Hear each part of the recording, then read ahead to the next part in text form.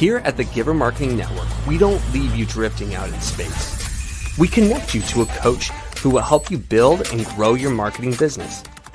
Our process acts as a guide on how to connect with other businesses, maintain good relations, and establish a presence on the Giver Marketing Network. Each member within this collaborative group will have the opportunity to leverage your talent and influence, a true network effect. If you are looking to collaborate on more projects, welcome to the Giver Marketing Network, the most trusted and highest rated collective of specialists on the planet. Here we have a group of like-minded professionals who focus on making valuable introductions and helping each other grow by teaming up. Imagine Upwork meets a network and a coach. The talent collectively includes services like visibility and SEO, creating logos, designing websites, managing social media, outreach messaging, visual storytelling, and much more. Think of what you could do with laser-focused allies strengthening your business while offering your talent to the entire network. Click near this video for more information.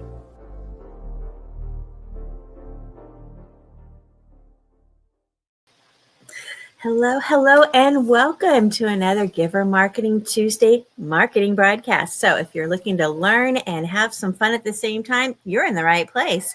Shout out to Kingdom Warriors. Shout out to our Giver Marketing Network, Selling with Dignity. We are in all sorts of wonderful places. So come hang out with us. We love collaborations. If you want us to broadcast to your location too, reach out. Let's talk. I'm excited today because we've got Steve Reiter in the house. Woot, woot. Hey, Steve. Hey, Christine. How you doing? Oh, we are going to have some fun. I'm just saying right off the bat, ooh, listen to that voice. I love this. So this is, if you can't tell already from the sound of that voice, we're talking audio today, aren't we? Yes, audio. Yeah, I come out of a radio background, internationally syndicated radio. I worked for a little nonprofit here in Colorado Springs called Focus on the Family, worked my way up through the ranks, became the chief audio engineer. In 2008, we were inducted into the Radio Hall of Fame. And then I left with the founder to go help start Family Talk, which our marketing company told us was the largest rollout in radio history. And so I left in 2012, stepped out on my own, and been doing this now for, this will be the 13th year. Earlier this month was 13 years. Wow, that's awesome. Look at the background in that. Oh my goodness. I know we're all going, you sound great. You've got this fancy microphone. Talk to us. What do you have there? What is this? Okay, so this is an Audio Technica AT2020. And a former coworker of mine who was a semi-professional blues musician and now is living in Florida, traveling, playing music all over. I went to his home studio. And he pulled this microphone out and he said, Steve, this is the best dollar for dollar mic in my studio. He had many mics that were much higher priced. The regular version of this is about $100 on Amazon, and the USB version is around $150, I believe. And so I've got mine going from here into a Scarlett 2i2, which is an interface, an analog to digital converter interface into the computer. And so I've got a pop filter, one of these metal pop filters that I like this better than the old fashioned, almost look like black pantyhose pop filters that you would see sometimes on studios, because this actually, when you say pop filter, what is that to the rest of us? Okay. So a pop filter helps to diffuse or stop the plosives when a P or a T or one of those hard not really doesn't give a whole lot of air, but when you do a P, you stick your hand in front of your P, that right in front of your hand, when you do a P sound, it's going to hit the microphone and it creates a distortion almost that you want to avoid, because plosives can be just annoying, and it takes a millisecond for the microphone to actually get back. So it really disturbs the diaphragm of the microphone. And so diffusing that air is much better than those old pantyhose pop filters that you see back in old videos of recording studios. Pantyhose. Yeah, exactly. And so, so I've got this, and then I've got a mic arm, and yeah, it's in total. My setup Uh-huh. is, I think, around $300, maybe $350. And if you get the USB microphone plus an arm plus the filter, you're looking at under $200. That's not bad. And then we can sound like this too. Well, it helps to really warm up your voice, because there's something fundamentally different between the internal microphone on all laptops and computers versus a nice microphone that's getting your voice right here.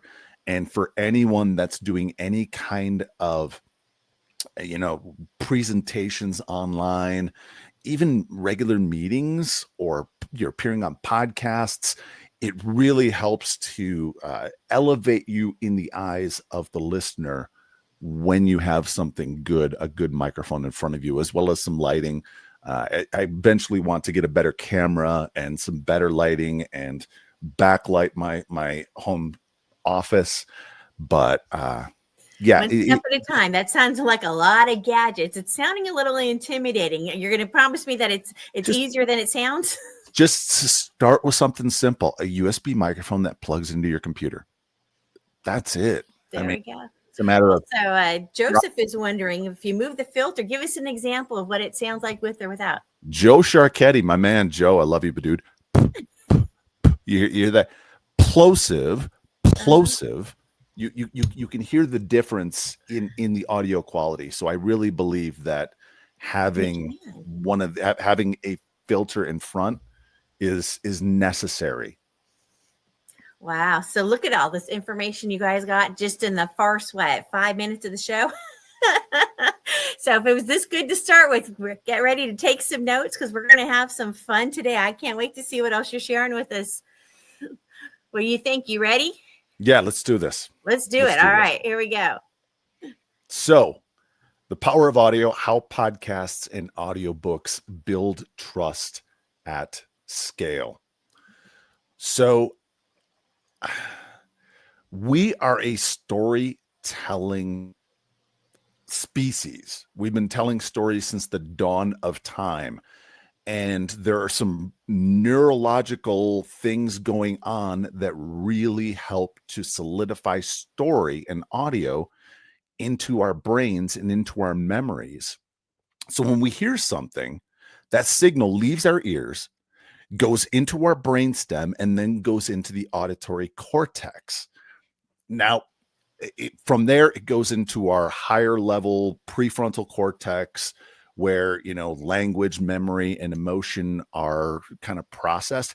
But it also can emotionally salient sounds that trigger our emotions, or stories that trigger our emotions, also are routed into the limbic system, which is it's plays a major role in emotion, behavior, motivation, long-term memory, and sense of smell. But as it's going through, audio has a way of just settling into our memory and triggering very core and primal feelings that can be unique and lasting. I found stories to be so powerful. I'll give you an example. Mm-hmm. So when I was at Focus in 2008, I flew to Nashville, Tennessee, because my boss, Dr. Dobson, called me and he was like, I just did this tour at the Carter House Museum in Franklin, Tennessee. Battle of Franklin, Civil War Museum. So they've got this museum right there talking about the Civil War. And there are, a barn and a house that still have bullet holes from that battle. So I get out there and I've got my normal studio setup, mobile studio setup. And I'm like, Doc, I got an idea. Why don't we on day one do the studio setup in the museum? But then day two, I've got this handheld recorder. And on day two, why don't we walk around and describe what it is that you're seeing? Describe the bullet holes. Let's hear the wind blowing through the trees and us walking along the gravel path, and just take the listener there kind of NPR style. It was beautiful. I mean, it was amazing. I mean, we got inside the house, and David Fraley, who was the historian at the time there, he was describing how FBI agents came in and they did the bioluminescent light, and they saw blood spatter on these 16-foot ceilings, and how these FBI agents were just in awe that it was still there almost 150 years later. I come back, I've got more than 3 days worth of audio, and the producers only wanted to do 1 day. And I was fighting like hell because I knew this is good radio. This is just, it's so good. Finally, we compromised at 2 days. We released at the beginning of December. And within 1 week, it was a top 10 broadcast of the year. I like that because, I mean, I proved the producers wrong. I tell that story because that is the impact of story. I guarantee you, most people listening right now, they pictured walking along this gravel path and pictured in their mind what they thought a old 1800s barn would look like with bullet holes still in it. Mm-hmm. That's the power of story. And in 2014, the Journal of Educational Psychology Review study, they did a study called Implications of Cognitive Load Theory for Multimedia Learning. They found that we learn better from hearing than seeing.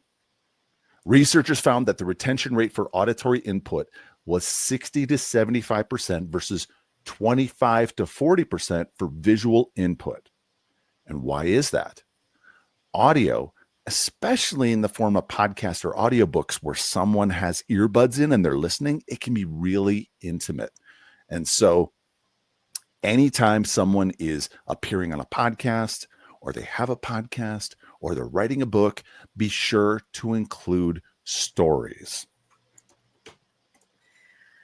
There it is. Write that down, folks. You don't want to remember that.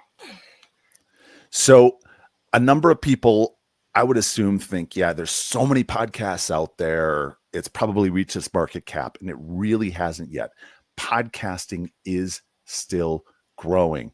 64% of the U.S. population has listened to a podcast.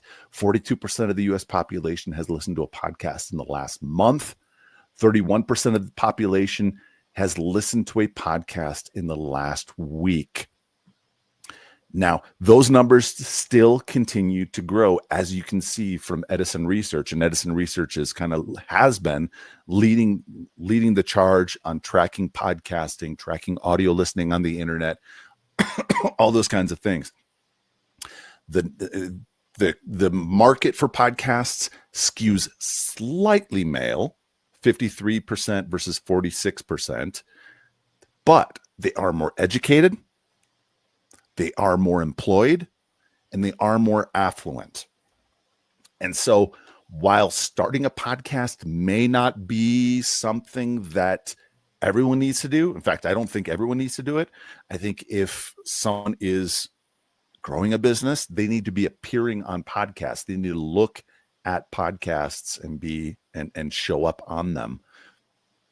Since 2015, the average time weekly podcast listeners spend with podcasts has doubled. And the beauty of it is podcasting can be very hyper niche. So if you are talking specifically to single moms who have a business, that's who you want to talk to, and you're consulting for them and you're kind of trying to build a market with them. Absolutely. I guarantee you there are single mom podcasts out there. There are podcasts for only pastors. There are podcasts for specific food types that people like. Bradley Chaddock, Holy Smokes Club podcast. That's a podcast that I've been doing now for a few years. Holy Smokes is, as far as we know, the world's largest private cigar club. We have 5,500 members around the world and chapters all around the world. It's great. I love it. There you go. If you have a specialized audience that you want to talk to, podcast is the way to do it, huh? Yes, absolutely. I mean, it's, and here's the thing. I mean, anyone knows that all it takes is 500 rabid followers that are subscribing to what you're doing. You can make a living versus, having 10,000 that aren't really engaged with you, but they just kind of follow you. There's something fundamentally different between that. So you're saying the podcaster, the followers are more likely to engage and really be part of the tribe, as opposed to perhaps having 80,000 followers on Instagram. That's much harder to convert. Absolutely. What we have found is that advertising podcasts on social media can help to get new people into the ecosystem, but especially when it comes to the algorithms and them wanting you to pay as a business page to get to spread the word, they really throttle the reach that social media has. Whereas podcast, email list, those are direct connections to the people that are potentially following you. And so like you mentioned, the throttle on that, right? We all know that when you post something on social media, just a small percentage of your audience actually sees it, right? Yes. Whereas when it comes to podcasting, they're following you and they're interested. They're actually going to come find it. They're going to come listen to it. They're going to subscribe to it, right? If you send it to them in the email, right, it's sitting there right there waiting for them. Yeah. Much more direct. Absolutely. Absolutely. A friend of mine and I started a podcast 11 years ago called Eternal Leadership. And what we did when we started Eternal Leadership is we partnered with 2 organizations that didn't have podcasts and at the time had no interest in starting a podcast. But we would bring on a Pinnacle Forum partner, and we brought on a Halftime Institute alum once a month. So 2 out of the 4 to 5 weeks every month were a Pinnacle partner and a Halftime alum. And they blasted it out every single month to their email list. And that first 6 weeks that we were eligible at the time to be listed in New and Noteworthy, we made it to the front page. We were number 1 in business for quite a while. We actually made it to the front page. And so I often tell people, if you're going to start a podcast, try and find some partner organizations that don't have one that you can bring on and use their email list, leverage their email list and social media reach to start to really grow your show. I am loving that. As the networking diva, I'm all about collaborations. And that was a prime example of how to collaborate to get your business really rocking and rolling right there. Great example, Stephen. Thank you. Thank you. So if someone listening has a book, you need to have an audiobook. You need to, period. End of story. There are some easier ways in which you can do it, and I'll get to those, but 53% of Americans have listened to an audiobook, up from 45% in 2022. 11 straight years of double-digit growth. Wow. And Goodreads expects audiobooks to surpass print and ebook sales combined in the very near future. Wow, that's impressive. I had realized that audiobooks were on the rise. I hadn't realized how much, though. Yeah, it's something that, I used to read a bunch. My mom was a librarian at the public library, and then moved over to be the elementary school librarian in my hometown in Wisconsin. You can see all the books back here. You can just see, and I've read almost all of them. But in the last 5 years, my ratio of books to audiobooks has really gone audiobooks mainly. And thanks, Chris. Your fans are loving you. Yeah. So I really believe that people need to do an audiobook. Now, if people say, I don't like the sound of my voice, guess what? Get used to it. It does really, get over it, really, because your voice is part of your brand. It is. And they've got professional, voice artists that you could hire if you really can't do it, if that's just not your gig, right? But like you said, your voice is your brand. And so you're missing an opportunity. Christine, the only time I ever recommend, ever, say, yeah, maybe we do hire someone, are two things: fiction and biographies. Maybe a biography. I did hear David Moranis in his book about, I believe it was Jim Thorpe. He read his biography of Jim Thorpe, the professional baseball and football player from 100 plus years ago. He did a great job. I have heard others where I've listened to them speak, maybe on found them on YouTube, and I was like, yeah, maybe not. Maybe they shouldn't be reading their book if they, and most likely they didn't. But if it's a non-fiction book, you need to be reading it. You do, because your voice is part of the brand, and you are going to bring much more energy, emotion, humor, levity, those inflection on certain words that a narrator like myself is never going to be able to replicate. More and more people I have heard, yeah, if the author isn't reading it, I don't want to listen to it. More and more people. So your voice is part of your brand. You need to read your book. Now, what about, some people may be asking, what about a company like 11 Labs, where I upload my voice and they use AI to replicate my voice and read the book? One, ACX, which is the Audiobook Creation Exchange, they're not going to accept it. Kindle Direct Publishing does have the ability to automatically, through their virtual voice library, to move it over into an audiobook. But again, they're not going to bring that emotion and that inflection, and people don't want to hear it. Voices.com conducted a survey in 2023 asking audiobook listeners, are you interested in AI narration? 53% of those respondents said they would prefer a human narrator or are simply not interested. 34% indicated they'd be open to an AI narrator, but I wonder how many of those, once they listen, would move over into that, would prefer a human narrator or are simply not interested. Why? AI narration doesn't possess the ability to change pacing, inflection, tone, all those kinds of things that you will be able to do when you read your book.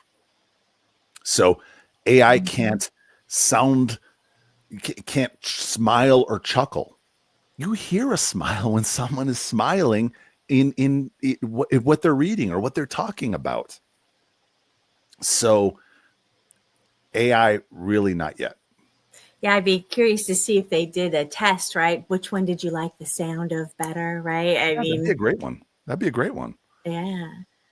So if you have a book and I do need to do an audiobook, one of the things to consider is audiobook extras. I heard this from David Goggins, and I've taken it with clients and I've kind of morphed it into something more, where at the end of every chapter, you can have maybe a short interview from peers, colleagues, people you look up to. Maybe you can have a short conversation where a co-host sets you up to talk about things that maybe were taken out in the editing process, or if the book was released a couple of years ago, maybe some updates, some new stories, some new stats that you could talk about. Or I've had a couple of clients where at the end of the book, they've just done a kind of a longer form podcast where someone interviews them and it's some summary thoughts and maybe a tease for the next book. The beautiful thing about that first one, where you're interviewing peers, colleagues, people you look up to, is many of them may be willing to email that out to their email list and blast it out on social media that they appeared on your audiobook. So then you get that added collaborative marketing effort. I have our first audiobook that we worked on, our very first one, Mike Kim, he wrote the book, You Are the Brand. And he did exactly that. I pitched it to him like, hey, what do you think about this? And he was like, I love it. and he did those interviews. And he leveraged all of those connections for each of those chapters into making the Wall Street Journal bestseller list and the USA Today bestseller list. So audiobook, and also it gives, for people that bought that print or ebook or both, it gives them an incentive to maybe buy the audiobook in addition to that. Because you've got those extra takes on it that the print version didn't have. Yeah, I could see that. And then you've got guys like me who, when I'm reading a book, I actually like to listen to it as well, because it helps to solidify those points. And so for like the books that I really want to dig into, like the last one that I listened to and read at the same time was Peter Attia's book about his health book. I forget the name of it right now. I'm spacing it, but Dr. Peter Attia, he's a doctor now in Austin who has a podcast called The Drive. It's all about health, and Peter's amazing. I listened to it and I read it. It's because I really wanted those points to really hit home for my health journey. Wow, the great advice. There it is. If you want to really learn something and dive into it, get both. So if you don't have a book yet, but you've thought about it, ChatGPT and all the other AIs, Grok, etc., large language models, they can really help you to build a book. And if you're an auditory processor, starting a podcast is a great way to help to build a book. I mean, great place to grab that content, right? And yes.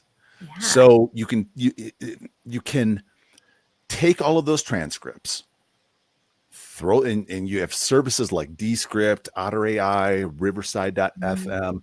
They'll automatically transcribe those episodes. You can take those transcripts, dump them into AI, and you can start to build it from there, where you can start to work and it'll walk you through all of the steps. Okay, what's the next step? We need an outline. What would be a good narrative story to kind of tell throughout this book? And yeah, I'm actually in the process of doing that right now. So 5 years ago in 2 months, my wife passed away, and it was a long, she dealt with health issues our entire marriage, lupus, rheumatoid arthritis, and in 2014, she was diagnosed with pulmonary hypertension. So she had a long health history, complex. She thought she had COVID. It wasn't COVID. Her doctor wouldn't see her in person. You can't diagnose a lung infection that's developing into pneumonia and sepsis over virtual visits. And so she ended up getting hospitalized, 21 days in the hospital. I was never allowed in until she was dead. Oh, no. I created a nonprofit called the Never Alone Project. The goal is ultimately to see federal legislation that protects a patient's right to at least one screened loved one per day, no time limits, no matter what's going on, because isolation was killing people. We have study after study shows having a loved one there aids in the healing process. And then conversely, way more studies show the detriments of loneliness. So in trying to keep this thing moving forward, I started a podcast last year where I'm interviewing people and getting their stories and interviewing experts and those kinds of things. I'm taking all of those transcripts and I'm going to do two things with them in AI. I'm going to, one, build a 1-season narrative podcast, 12 to 15 episodes, maybe 20, I don't know. And we're going to tell the story of what happened. Why did this go wrong? How did this affect people? And what's a sensible plan moving forward? Conversely, I'm going to take all those transcripts and I'm going to build a book out of it too. And I'm going to have all of these interviews that I'll be able to excerpt and throw into the audiobook. So that way, this is a different audiobook where I've got all these different voices coming in, and I'm kind of doing this audiobook in a way that is almost NPR style. So if someone doesn't have a book, but they've thought about it, AI can be amazing. AI with a podcast can be an amazing way to help to get a book put together. Absolutely. So gather all your goodies so that you can pull it into that AI. It can help with themes. It's really great at organizing things. So yeah, you can have a lot of fun pulling AI into that. Yeah. I love how you're doing that. And with Bradley Chaddock having mentioned Holy Smokes, oh my gosh, the thought just hit me. I should do the same. I should do this with the Holy Smokes podcast. I have probably 150 episodes now for Holy Smokes. So there's a whole lot of content in there that I can use to help to start to build a book for Holy Smokes Club, because at the end of every episode, I do rapid fire questions where I ask them their favorite cigar, best dollar for dollar cigar, when did they start, all those kinds of things that can be put into a book to really kind of start to help to be a resource for that faith-based cigar smoking community. I was just thinking about a lead magnet with the top 10 favorite cigars, Yes. right? I mean, you can do all sorts of fun things absolutely. with that. Oh, yep. Absolutely. We're hearing all sorts of some excitement about that one. Bradley just said yes. So quality is very underrated. In 2022, Texas Tech did a study. They titled it Effects of Audio Quality on Retention and Viewer Perception in Online Educational Video. And two of the quotes I have right there: retention is lower amongst learners who are exposed to a lower quality audio source. Mm-hmm. And then people notice when they receive poor audio. So again, get a microphone. And here's the beautiful thing. Most of the audiobooks that we have done over the last, probably almost 5 years since we've been doing audiobooks, most of them are recorded in their home podcast studio. Mm-hmm. So, and we have the ability to, if your room has some reverb, we can hang blankets on those walls, some nice heavy blankets to help to reduce it. If you've got a big walk-in closet, we just had a couple, Robert and Kaylee Fukui, who wrote a book about husband and wife in business stuff. They recorded theirs in their walk-in closet. I remember when the pandemic first happened. I remember listening to This American Life, and that's what Ira Glass said. I'm in my home walk-in closet because the studio is closed, and we got a show we still got to put out. And so it works. It works. And even if we can almost always get it to a point where with denoiser plugins and everything, we're able to get those noise levels down. So that way, like if you have an AC on or a laptop fan or whatever, we can get those down to where ACX, the Audiobook Creation Exchange, which is owned by Amazon Audible, we can get it to a point where, and they're really sticklers for all of their specs in terms of noise floor, overall levels, all that kind of stuff. We can get it within those specs so that way your audiobook will get accepted. Ooh, that's a whole different area. People just assumed you make it and you're good, but there's rules and regulations on this. Okay. Yeah. Yep. So working with someone who is a professional can definitely help. So as I said, I came out of a Radio Hall of Fame background in production, largest rollout in radio history. And I've got 2 freebies for anyone watching this, listening to this, where you can email me and I'll send you a PDF about how to guest on podcasts, because like I said, not everyone needs to start a podcast, but I think just about everyone, if you're growing a business, you need to appear on podcasts. And I've got some tips and tricks on how to get on podcasts. Mm-hmm. And then also, if you just want to just jump on a call with me for a consultation and talk about what you're doing, I'll throw out ideas for free. Just it's a free call, 1 hour call where we can just riff, talk about what you're doing, and see if where you are in your journey. And because ideation, I don't know if you're familiar with StrengthsFinder 2.0, but it's 34 strengths listed 1 through 34. It's created by a guy named Clifton. It's now run by Gallup organization, bought it. It's 34 strengths that are divided into 4 quadrants: strategic thinking, influencing, execution, and relationships, I believe, is the fourth. And my number one strength is ideation. So I love coming up with new ideas. And my number 4 is strategy. So I love coming up with new ideas and seeing, oh, we could do this, or we could do that. Let's take what you're doing over here and let's repurpose this over here. And those kinds of things. Well, I just dropped your LinkedIn link in the comments there. So if anybody wants to reach out, go ahead and click on that and reach out and send a connection request to Steve, because if he's going to have that call with you, I think you've got lots of opportunities and things they might want to talk to you about. I don't know about y'all, but I've been going, mental note, need to remember that, right? So your list that you've been writing down is probably getting pretty long about now. So yeah, I'm here. I've got 10 editors that work for me, 2 producers, and we produce podcasts, radio, audiobooks, and the video associated with those projects. So yeah, it's amazing once you really start diving in. You don't realize what you don't know until you find out that you don't know it, right? So most people were probably thinking, oh, you just get on and you talk. Oh, no, there's more to it than that. If you want to sound really good like Steve, right? He gave us those details on the what he's using to speak, right?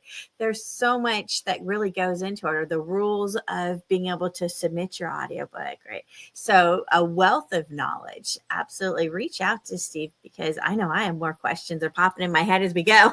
If anybody listening has any questions for him, pop those in the chat and we'll see if we can address those as we're going, because wow, just amazing. I'm going to go ahead and drop your email address. And also you're saying that they can email you did you have something special? yes, I've got that PDF of how to guest on podcasts. Ooh. So how to find podcasts, how to reach out to them in a way that will make you more appealing than most of the emails that we get as podcasters, because we get lots of emails, these PR companies or these podcast booking companies. So often they'll just send an email saying, hey, I've got a guest. Mm-hmm. No, let's massage. If you want to appear in a podcast, massage that relationship a little bit. Talk about how much listen to an episode and tell them what you liked about it. And then, oh, hey, I can also talk about X, Y, and Z. Are you guys taking guests? And start to massage that relationship so you're appearing on podcasts, because like I said, not everyone should start a podcast. And here's the beautiful thing. Even if you do start a podcast, you don't have to start it and go on forever. It can be something where it's every other week. And if it's every other week, okay, well, hey, it's just sitting down and recording once or twice a month at most. Because you sit down and you record 2 episodes in one sitting, you're done for a month. Mm-hmm. Or almost a month. And so you stack those and okay, here you go. Most people can find a couple hours once a month or twice a month to do something like this. Doesn't have to take over your life is what you're saying. Exactly. Or also, I mean, I've thought about this for Joe Sharketti. He was the first one to comment during the stream. We went to church together for a while. And while I was going to church there, I thought, hey, most churches, with their podcast feed, all they put in there is the weekly sermon. That's it. 99% of the people I've ever talked to that sit in the pews, they don't re-listen to that sermon. They don't. 99% of the people don't. What is something that a church could be putting into their podcast feed to help deepen community, grow relationships, all those kinds of things that a church is trying to do? Well, okay, let's use the podcast feed to tell people stories, because there is something fundamentally different between reading a sterile bio on a website and hearing someone talk about their story. What if the church is giving to missionaries? What if you brought on those missionaries on a quarterly basis to give updates? What if you did sermon previews? And what if you did, they're all, I've got a list of over 3 dozen ideas for churches. When it comes to doctors' offices, medical offices, dentists, chiropractors, etc., you don't need to create a podcast that is going to go on forever. What if you just create a 12 or 15 episodes where you're telling your story and you're talking about answering questions and answers, and you're doing this so that way people can hear you and start to develop a deeper relationship, move them down that marketing funnel to where they become really invested in the business, and they're raving fans and they're referring people, all those kinds of things. So podcasting doesn't have to go on forever. It could be something where it's just a simple 1-season podcast for a book or for a business, whatever. A series with a purpose, right? Exactly. And, business owners, maybe you have more than one service, right? Many times you do. So maybe this series is going to focus on one particular service, and another, after a break, come back in and do another series on a different service that you're working on, right? There's lots of possibilities. So it doesn't have to take over your life, but once you've created it, you can use it in so many different ways, repurpose it. Like the audiobooks you were talking about. I'm looking forward to seeing what you create with all that. Yeah, it's fun. It's really fun. I am someone who is very fortunate in that I discovered what I like to do at a very young age. When I was in 4th grade, my uncle brought us a Fisher-Price cassette recorder, and I used to make radio shows in the backyard with my friends. Oh, I love it. In fact, I have a lifelong friend, Phil Schultz. He's down in downtown Chicago. He has a sign company, graphic artist. I was hanging out with Phil, working in his office. We were both working. I was on my laptop working on some stuff. He was working on his stuff, and he looked over to me. He was like, "I think it's funny you're working in audio and radio. Do you remember when we were kids and we used to make radio shows in your backyard?" And then in 6th grade, I hosted a kids news segment at a local radio station. And then when I was a senior in high school, I had a friend of mine who I knew since the 1st grade, Patricia Cadena. And she looked at me and she said, "Steve," we were making a radio spot for the morning announcements. And when I was doing it, while we were doing it, she looked at me and she said, "Steve, I've never seen you smile like this before." And it was during a time in college where I really wasn't sure what I wanted to do. I remembered those 3 things, and I was like, yeah, radio, audio production, that'd be fun. So yeah, I'm fortunate in that I'm doing something I've loved my entire life. And that's a whole nother topic for a podcast right there too. Yeah. Loving what you do makes a huge difference. Like you said, you can hear the smile, right? You put that energy out there. I love that.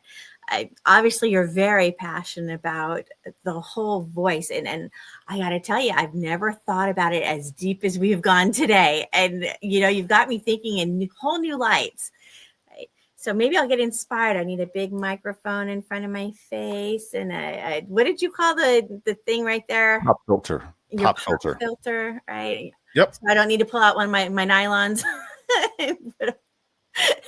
Put over the microphone. We're good. We can have some fun with this. Yeah. I love that. Tell us again what that was. If they're loving the sound and the way you're sounding, What do you have again? So this is an Audio Technica AT2020. So I'm going to throw this. I was going to say, we're not going to remember that. Give us a hand here, Steve. Audio Technica AT2020. And they have a regular version, which is this one, and they have a USB version. The USB version is super easy because all you do is you just plug it into your computer and boom, it's there. You just make sure whether it's on Zoom, whether you're recording it, whatever, make sure the microphone is set from the internal to the microphone. And then if you want to step it up, if you have a home setup and you just want to take that just a hair to where only the audio files are going to be the ones that are going to notice the difference. You can get the regular AT2020, and then you can get a Scarlett, either a Scarlett Solo, and it's Scarlett with 2 T's, by Focusrite. The company is Focus, RITE.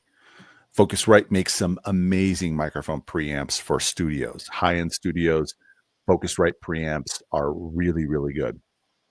And so they make a consumer version that is a converter, an analog to digital converter. And they make the Solo, the 2i2, and 8i8s and some bigger ones. But chances are nearly everyone, all they're going to need is a Solo if it's just one microphone. If you're looking at possibly two microphones, getting a 2i2, or if you are going to have 4 microphones or potentially 8, getting the 4i4 or the 8i8. But yeah, that was a lot of nerd speak right there. So listen to that one more time, right? So you might have to rewind things and listen to it again and catch all that, because that was a lot of details for those of us who are like, you just plug it in and it goes, right? Yeah. All about the plug and play. Chris is wondering, do you recommend audio and video for a podcast? Yes. Plain and simple. That's a short answer is yes. The reason is because YouTube is the second largest search engine out there, and having even the video, and there are services like Riverside.fm, and they can record audio and video. What I love about Riverside, and most of my clients are on Riverside, is within the Google Chrome browser or the app or Microsoft Edge or whatever. It doesn't work with Safari, but it does work with a number of browsers. And they do have an app. They record uncompressed audio and HD or 4K, depending on the camera, video directly within that browser or app. So instead of a service like StreamYard, where my feed is going to StreamYard, Christine's feed is going to StreamYard, and if my internet has a hiccup or a glitch, which I think it might have at one point, you're going to get that glitch. Whereas with Riverside, because it's recording directly within the browser, you know what is going to be uploaded, what is being uploaded in the background is uncompressed, unglitchy. It's directly within that browser. And so you can take that, and Riverside has some basic editing tools. So you can throw clips onto social media, and you can post it to YouTube and post it to wherever. So Riverside is amazing. And yes, I do believe that people should be doing video. Now in the podcast feed, only release audio. Only release audio. Because, back in the day, especially when people were paying for data, now most plans are unlimited, but it's just a tax on the memory storage on the phone and downloading and bandwidth, all that. And plus, just have it there on YouTube, it aids in discoverability. I can't tell you the number of times, and most people that I've talked to, they don't listen to podcasts on YouTube, but they do find them, and then they go to their podcast app and listen to it there, especially if they become a subscriber and become a regular listener. More wealth of knowledge right there. So if people are thinking about starting a podcast, is that something you could talk to them about? Absolutely. Yes. We can help get them started. We can walk them through and see if it's even a good thing. Because maybe right now to start out, it's good for them to just appear on podcasts. And maybe down the road, or maybe it's never they start a podcast, but they just appear on podcasts. It totally depends. It totally depends on the situation.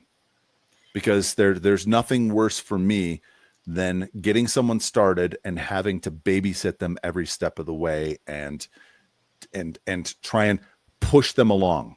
No, this is something that I want them to be able to run with, and for us to be running alongside, helping them, so that way their time is spent not on editing, not on all of the details after they record, but their focus is on getting new guests, prepping, interviewing, and interfacing with their community. That's all a podcaster needs to be thinking about, is just those things: finding new guests, prepping, interviewing, and building community. Right. Not worrying about all the technical stuff and what happens to it afterwards and where it should go. And keep them focused on what they do best. Exactly. I love that. So if they're thinking about it, they should reach out and talk to you. We dropped your email address. They can reach out to you there, or your LinkedIn profile, make friends and get connected there. Now, what if they were like, I already have a podcast, but he's got some brilliant ideas on how to make it more powerful. Can they have a conversation with you about that? Absolutely. Let's jump on a call. And just kind of see where things are, what you're doing, who you're working with, if you're working with anyone, and see if nothing else, I can just maybe give you a couple ideas, or we can help take all the editing off of your plate, and so that way you can focus on those big 4 things. Absolutely. It's nice to not have to worry about that, right? Yeah. Or maybe it's coming up with some new ideas. Hey, what if, okay, you're doing this thing over here. What if you repurpose this into the podcast feed? What if you take this and you put it over here? And I love talking about stuff like that. Love it. It's fun. So you can get on a call with them and have some fun having that conversation. Now, you mentioned that the free PDF that you have, if they drop you an email, right? How to get booked on podcasts. Now, is that something that you do? Do you do the podcast bookings for people, or you just do the productions? No, we just do the production. I have some PR people and some podcast booking companies that I know and trust that I can introduce you to. Okay. Especially if you've got a book coming out, if you've got something like a big new service that you're unveiling, releasing, you have a big launch coming up, whatever, getting on podcasts needs to be something that you do. And the PDF was really created for people that are doing it themselves, or they have a virtual assistant that can help to get the word out. And so it's really just to kind of help to get them going, so that way they can get themselves, or their assistant can get them booked on podcasts. Fantastic. I love it. Thank you so much, Steve, for coming in and sharing all this knowledge with us. And I know you've got people thinking about, what can I do to make my podcast more exciting? Or maybe I do want to start one. So reach out to Steve, because, oh my goodness, once again, emails on the screen, websites on the screen. So your business is Right Turn Media. So rightturn.media. Go check it out. See what else he's up to. I'm sure there's all sorts of wonderful goodies on there. I'm going to pull that off the screen. So thanks, Steve, for hanging out with us today. Appreciate having you here. And that's it for another broadcast, our Tuesday marketing broadcast with Giver Marketing. We're here every Tuesday. Tune in and have some fun with us. Now, also on Wednesdays, we have a ongoing networking for marketers. So if you're a marketer, if you're in the media space, maybe you have podcasts, whatever that space is, if marketing is your baby, then come hang out with us. Don't be a lonelypreneur. So on Wednesdays at 8 a.m. Pacific or 11 Eastern, we're always at givermarketing.com/networking. And you can come hang out with me. I always host that on Wednesdays. And we just have fun and get to know each other and work together and look at white labeling and how to collaborate, which was the theme for today. I loved all those examples you had going, Steve. So come hang out with us and be part of our tribe. And we'll see you next time.